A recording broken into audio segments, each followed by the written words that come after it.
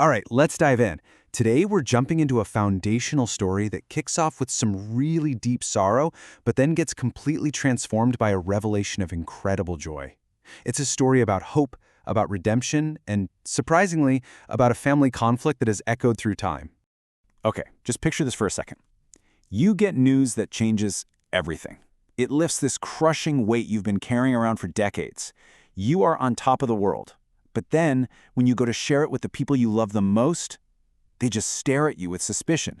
That feeling, right there, is the heart of the story we're getting into today. Now, to really get why the good news was so good, we first have to understand just how deep the sorrow was. You see, after being exiled from the garden, Adam and Eve weren't just in a new place. They were in a totally new state of mind, one that was just filled with loss and regret. And here's the thing that's just kind of hard to wrap your head around.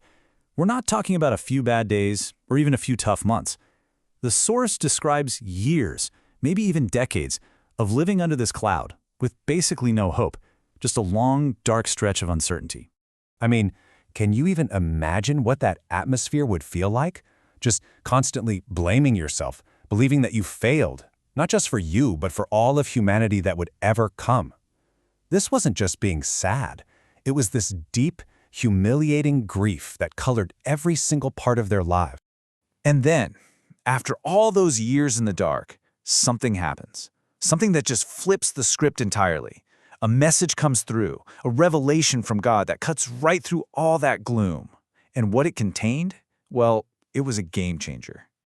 This is the big turning point in the whole story. After so much darkness, it's like a sudden burst of sunlight. And this message, it gets called the gospel, a word that's about to become super important to their new reality. And yeah, the source makes it super clear on this point. The word gospel itself, it literally just means good news. It's not some complicated set of rules. It's a message of pure hope and salvation. And it was perfectly timed for a couple who had pretty much lost all hope. So what was this incredible news? Well, it basically turned everything they thought they knew on its head. First off, the fall wasn't some huge mistake. It was actually part of the plan. And this life, it wasn't a punishment. It was a test.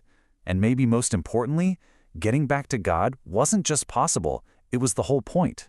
For Adam, you can just imagine each one of these truths chipping away at decades of guilt. I mean, talk about emotional whiplash, right? The source describes it as a leap, not a slow climb out of a hole, but an instant jump from the absolute bottom of grief to these incredible heights of happiness, all in one day. Okay, so if this news was that big for Adam, what in the world must it have meant for Eve? I mean, think about it. According to the source, she's the one who's been carrying the greater burden of blame for the fall. So how would she react? And her response? Wow, it is the absolute emotional high point of this whole story. It's not just relief she's feeling. It's like her entire life is being reframed right before her eyes. She realizes that the very thing she was condemned for was the necessary door to having children, to gaining knowledge, and, get this, to the joy of redemption. It's just a stunning moment of clarity for her. And this comparison just shows how massive her statement really was. Look, on one side, you have all the burdens she carried, being the first to partake, getting the harsher condemnation, even being blamed by her own kids. But on the other side, total vindication. Her action was part of a plan that directly led to family, knowledge, and salvation. So after all those years of carrying that incredibly heavy and unique burden, this revelation was so much more than just good news. It was, as the source says, a moment of triumphant satisfaction, a complete validation of her role in this huge cosmic story. So what do you do when you get the best news of your life? You run and tell your kids, right? And that's exactly what Adam and Eve did. They are just overflowing with this incredible joy, and they rush to share it with their children and grandkids, totally expecting them to be just as happy. And this is where the story just takes this gut-wrenching turn. They don't find joy, they don't find relief. They're met with blank faces, with coldness, and with this deep, cautious suspicion. The disconnect is just jarring. But, let's try to put ourselves in their shoes for a second, because their doubts are actually pretty logical.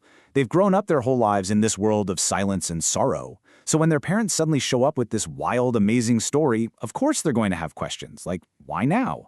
Why did only you see God? And the big one, how do we even know any of this is real?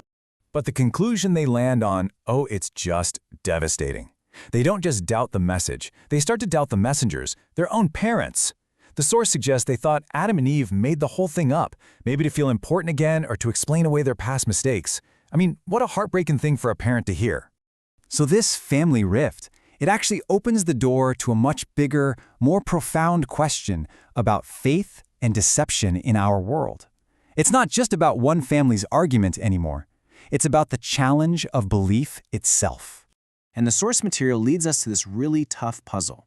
See, while Adam and Eve got this divine message, their children were apparently visited by a deceiver who looked like an angel of light, someone who just fed all their suspicions. And that raises a huge question. Why is deception even allowed to be part of the test? It seems to suggest that the truth isn't always going to be obvious. And that leaves us right here, with this one last huge idea to chew on. Is the whole point of this life to live in a world that's totally free from evil? Or is the plan for righteousness to have to fight, to be tested, and to ultimately win in spite of evil that is sophisticated and convincing? It's a question about the very nature of our own struggles and whether real faith means having to navigate a world where the lines between good and bad aren't always so clear.